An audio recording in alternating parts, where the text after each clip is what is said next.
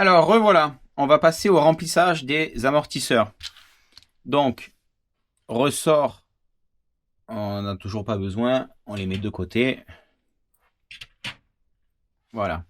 Donc, pour les amortisseurs, ce que je vous conseille, ce qui est primordial, alors primordial, non, je vous conseille, c'est de marquer les amortisseurs.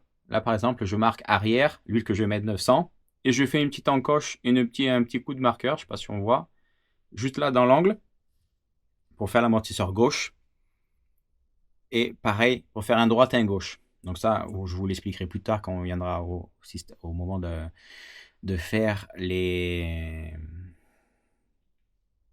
montage et réglage de la voiture. Mais je vous conseille de marquer avant, arrière, l'huile que vous avez dedans, et le droite et le gauche. C'est quand même bien plus pratique. Alors, on réouvre les amortisseurs. Pareil, les bouchons, on va les enlever.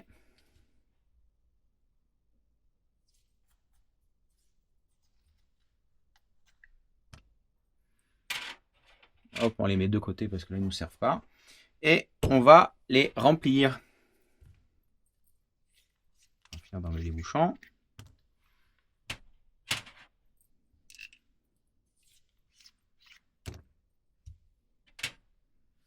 Donc maintenant, remplissage.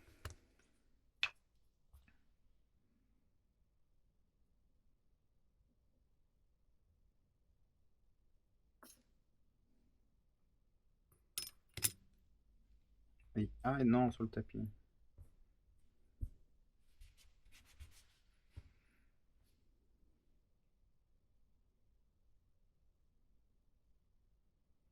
Donc là, on fait un premier remplissage jusqu'à ras-bord.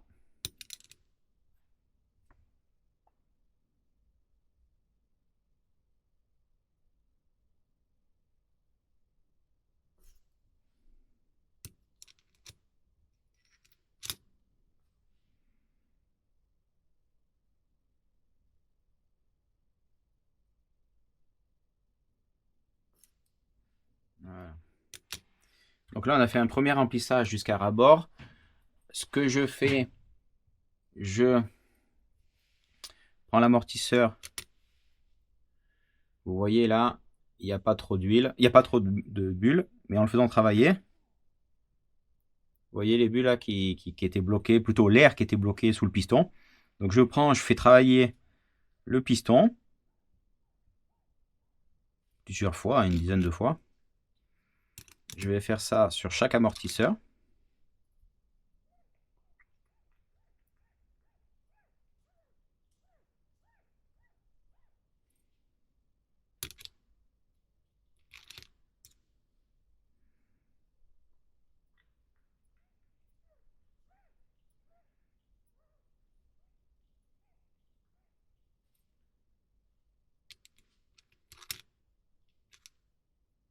Vous voyez, l'huile qui n'a pas de bulles et l'huile qui a des bulles. Vous voyez, on voit quasiment plus le piston dedans.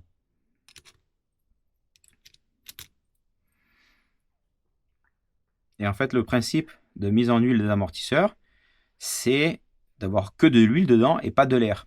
Parce que quand vous en apercevez, quand vous faites cette opération, vous faites travailler, l'air qu'il peut y avoir dedans, ben, en fait, elle s'émulsionne avec le travail du piston. Donc maintenant, une fois qu'on a rempli, fait travailler, deux solutions se donnent à nous.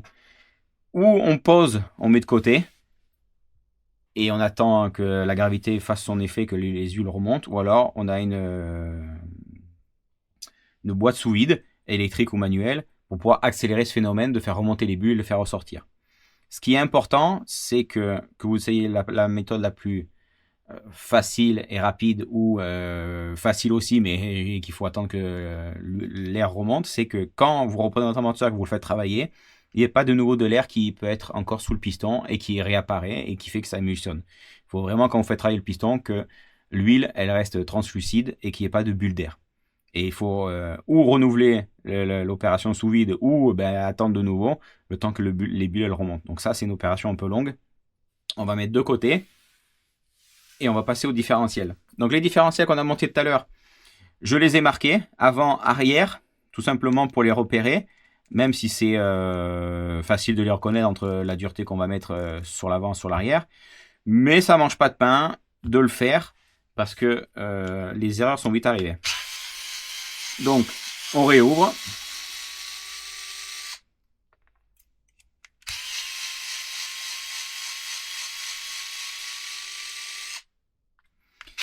Et là, on va faire une procédure pareil pour remplir, sauf qu'on utilise des huiles beaucoup plus dures. Et de ce fait, c'est un peu plus chiant. Surtout pour l'avant. Parce que pour les vis, je vais les mettre de côté. Surtout que les amortisseurs, on utilise de la 900. Là, on va utiliser de la 30 000 et de la 500 000. Donc là, on réouvre, on enlève. Ça, on met tout de côté. Hop là, voilà. On repart à peu près de zéro. Donc, je prends mon pot de 30 000. On va essayer de ne pas tuer le tapis. Mettre un petit sopalin. Alors, ce que je fais, je mets un peu de 30 000 de base. Je mets mon premier pignon. Je le remets à l'aide de la pince. Je l'enfonce bien parce que l'huile a tendance à rester dessous. Donc, je l'enfonce bien pour qu'il s'emboîte et que l'huile, elle se répartisse dessous et qu'elle ressorte. Je remets de l'huile jusqu'à mi-hauteur du corps. Je remboîte ma croix de pignon satellite. Alors ne pas hésiter à appuyer un peu dessus pour que ça s'emboîte et que ça s'enfonce dans l'huile.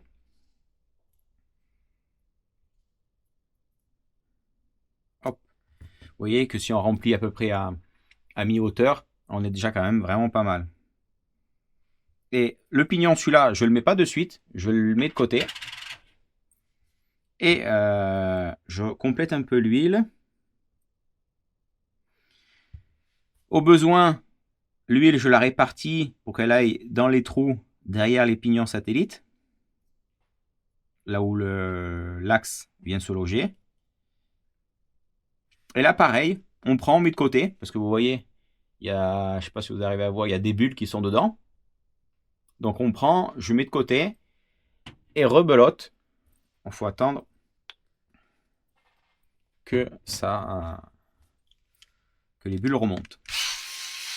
Alors pareil, comme pour l'amortisseur, où on a un appareil sous vide, électrique ou manuel, ou on a la gravité fer, et là c'est bon. C'est quelque chose que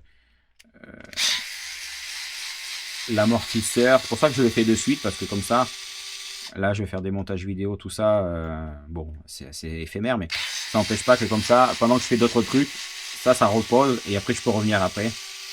Mais dites-vous bien qu'un diff, si vous n'avez rien de boîte sous vide ou autre, il faut se dire qu'il faut laisser la nuit reposer. Hop là, je mets tout ça de côté.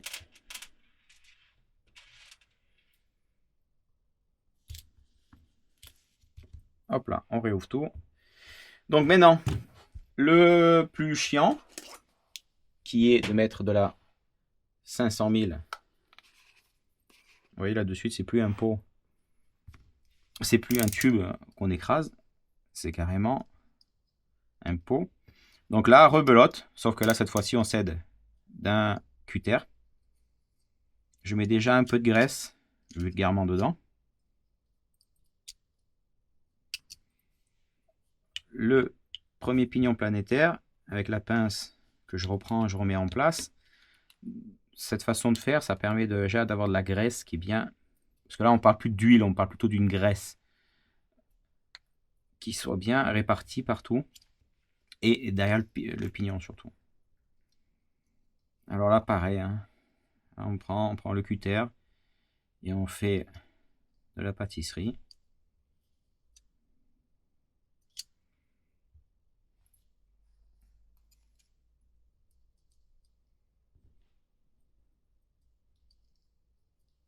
Et quand vous venez à refaire des différentiels, il faut savoir qu'un différentiel avant, c'est celui qui travaille le moins, surtout avec des huiles comme ça. Donc, pareil, dotez-vous d'un produit pour pouvoir nettoyer facilement les pignons. Ou alors un bon chiffon microfibre qui a des poils un poil long, ça permet de nettoyer bien entre les dents et ça fait aussi le job. Et on va dire que tous les 2 changements d'huile du diff, démontez-le et regraissez les noix. L'opération qu'on a faite au début. Il n'y a pas besoin de regresser les noix à chaque fois, mais je vous conseille que tous les 2 changements d'huile, de prendre et de regresser les noix. Et là, rebelote. On prend, on renquille tout. Voilà, j'en ai sûrement trop mis d'huile.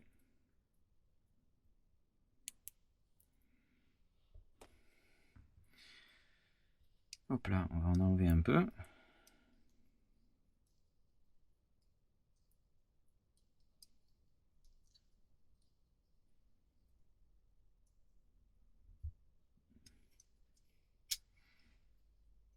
Voilà. Comme pour le diff arrière, ne pas hésiter à venir répartir et à mettre sur les côtés. Vous voyez les bulles qui sont emprisonnées, surtout avec cette graisse là. Et donc là, rebelote, c'est le moment où il faut patienter. Donc je ne vais pas vous faire patienter en vidéo. On va couper, laisser reposer, se faire.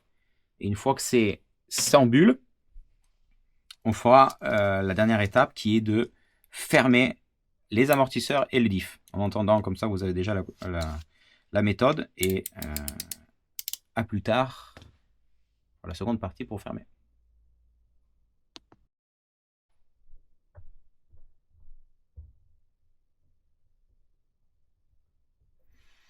Alors, voilà. Les amortisseurs et les diffs, ils sont faits. Ils ont eu bien le temps de reposer et que les bulles plutôt s'échappent. Alors maintenant, on va les fermer. Donc, on met le pignon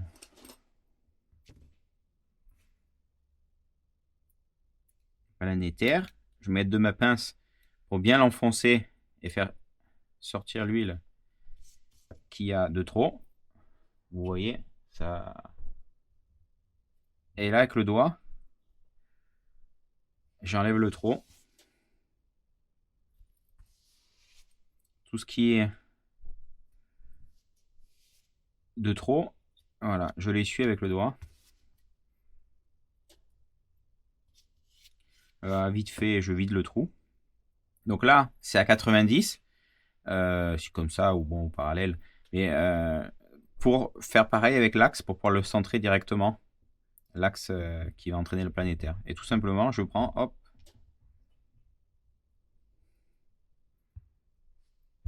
Et maintenant, on peut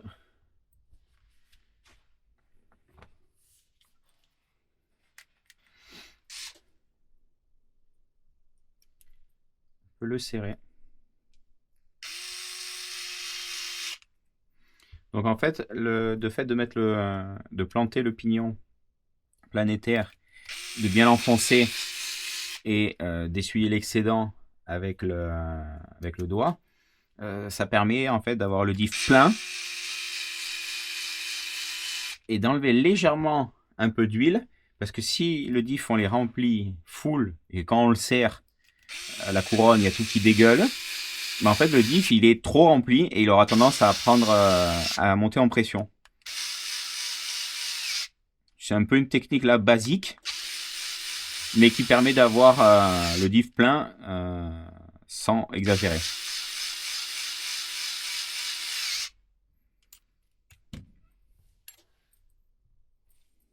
Voilà, je finis toujours à la main.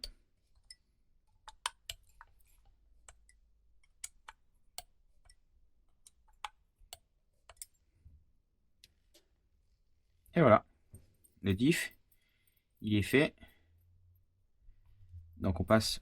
Ça, c'était le diff arrière. Donc à la limite, c'est presque facile parce que bon, il y a de l'huile assez plus souple devant avec les huiles en sang. 100, 200, 300. C'est plus...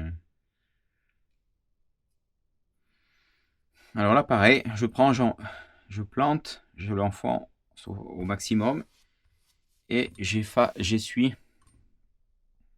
Donc là, de suite, c'est de la graisse. Je répète, hein, tout ce que je peux dire, par exemple, l'huile que j'utilise là, qui est en l'occurrence de la 500 000, ne vous fiez pas aux données de réglage, huile, position ou autre. Fiez-vous le jour J aux feuilles de réglage. Parce que ce que je dis aujourd'hui ne peut être pas vrai, plus vrai dans 6 mois parce qu'on utilisera des trucs différents. Voilà. Bon là en l'occurrence, je ne m'étais pas loupé, j'avais pas mis trop d'huile. Donc j'ai pas eu besoin de beaucoup essuyer. Par contre, c'est clair que quand on fait les amortisseurs ou différentiels, quand on touche le silicone, il vaut mieux toujours en mettre de trop. Et hélas, d'en gaspiller comme je viens de faire là sur l'essuie-tout. Que pas assez, parce que le pas assez, ça veut dire qu'il manquera toujours de l'huile dans le diff ou dans les amortisseurs.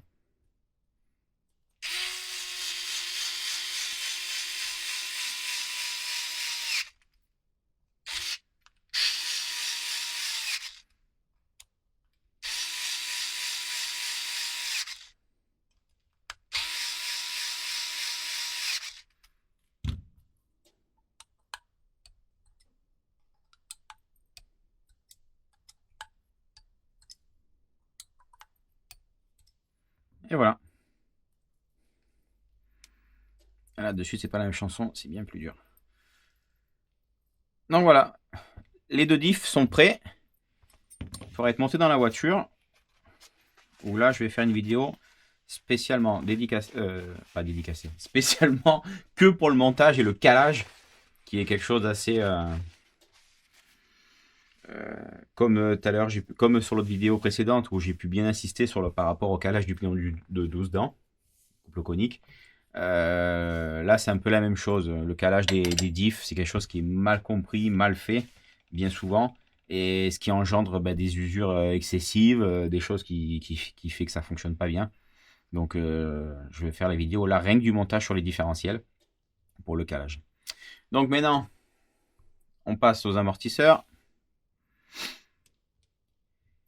Alors, amortisseur. Même chose. Là, ils sont vides d'huile. D'huile, excusez-moi. De bulles d'air. Là, je fais le complément pour être à ras-bord. Et là, on est bon. Plus besoin d'huile. Vous voyez, je ne sais pas si on va bien voir la vidéo, mais avec le reflet, voilà. Là, il n'y a aucune bulle. C'est bien nickel chrome. Donc, le principe, donc, on va s'occuper des clés pour les amortisseurs. Le chiffon, notre ami. Là, le bouchon, tel qu'on l'avait laissé la dernière fois, qui est complet avec sa coupelle. C'est à ras-bord, tige sortie au maximum. On visse. Le chiffon. Et là, un petit peu de patience. Voilà, on visse. Vous voyez, ça commence à sortir par les 4 trous. Donc là, hop, on essuie un premier coup. On continue à visser, ça sort encore.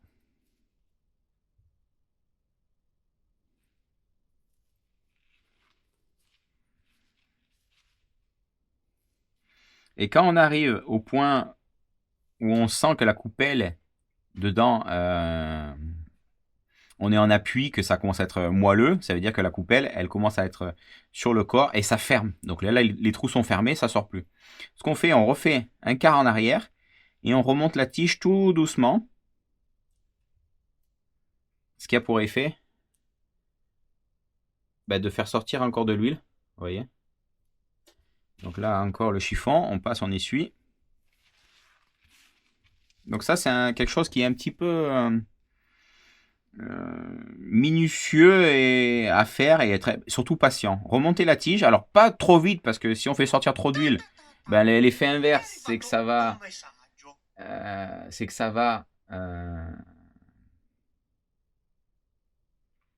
faire rentrer possiblement de l'air. Voilà, désolé pour le bruit. Donc il faut le faire doucement. Et une fois qu'on à peu près on laisse 4 mm sorti, vous voyez, et ben là, l'huile elle va s'arrêter de sortir parce que l'huile, ben, l'excédent d'huile, parce que quand on rentre la tige, la coupelle elle sert à compenser. Donc en fait quand on rentre la tige, ben, ça fait un volume qui rentre dedans. C'est pour ça que l'huile elle est chassée. Donc quand on arrive à peu près à 4 mm quasiment avant que ça soit embuté, l'huile, au bout d'un moment, elle va s'arrêter de couler, parce que ça veut dire que ça aura déjà évacué le trop. Et là, ce qu'on fait, on fait un peu des avant-arrière pour...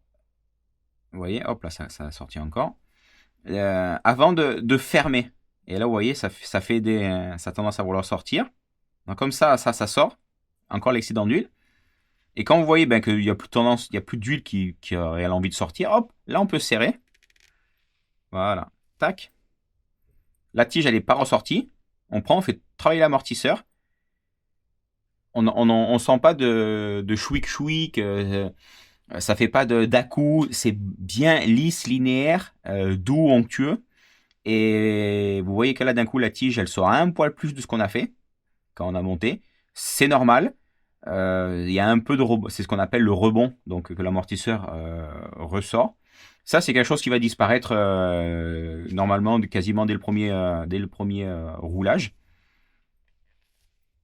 Donc ne vous inquiétez pas, c'est pas grave. Avoir la tige qui ressort pas du tout quand on les fait, c'est quasiment impossible. Et plus vous allez chercher à les avoir avec la tige qui ressort pas du tout, plus vous allez être limite en huile dedans et peut-être avoir des bulles d'air et le moteur sera pas bien lisse, doux. Il va plutôt, ça va faire de l'émulsion, plein de petites bulles. Donc voilà. Par contre, c'est sûr, si la tige elle ressort de plus d'1 centimètre, là vous voyez, là elle est ressortie, si on mesure, là elle est ressortie de 6 mm. Donc c'est ça, au début j'avais 3-4. Donc là on est bon, mais si elle ressort plus d'1 centimètre, c'est que là vous avez vraiment trop de rebond, et quand l'amortisseur va commencer à travailler, à chauffer, ça peut monter en pression et l'amortisseur se durcir. Et la membrane, elle compensera plus assez. Donc si ça ressort un petit peu comme là, c'est pas grave, ça va disparaître. L'amortisseur se met en place. Il y a toujours une petite perdition. Donc vaut mieux être un poil de ressorti que pas du tout. Parce qu'à l'inverse, s'il n'y en a pas du tout, que vous arrivez à faire le truc précis, super précis, bah, le problème c'est que il aura le même effet que quand on fait l'amortisseur comme ça. Il peut prendre un poil d'air et avoir un amortisseur finalement, vous allez être content, il va être nickel chrome de suite, mais au bout de 2-3 packs, ou 2-3 roulages, vous allez dire, ah, mon amortisseur il manque de l'air, ça fait chouic chouic. Et bah, c'est parce qu'en fait vous avez trop joué avec la limite, et parce que les membranes qu'on utilise maintenant, comparativement aux anciennes membranes, donc ça c'est quelque chose qui est générationnel, maintenant à peu près tous les amortisseurs de ce type-là utilisent ces membranes-là avec des nids d'abeilles dedans. Elles sont beaucoup plus dures et elles compensent moins qu'avant. Ça marche mieux, mais elles compensent moins. Donc en fait, on est obligé de toujours laisser ce mini rebond quand c'est fait. Et après, ça disparaît. Donc voilà. Donc là maintenant, je vais vous éviter de faire x4 les amortisseurs. C'est la même procédure. Et à vous. Next.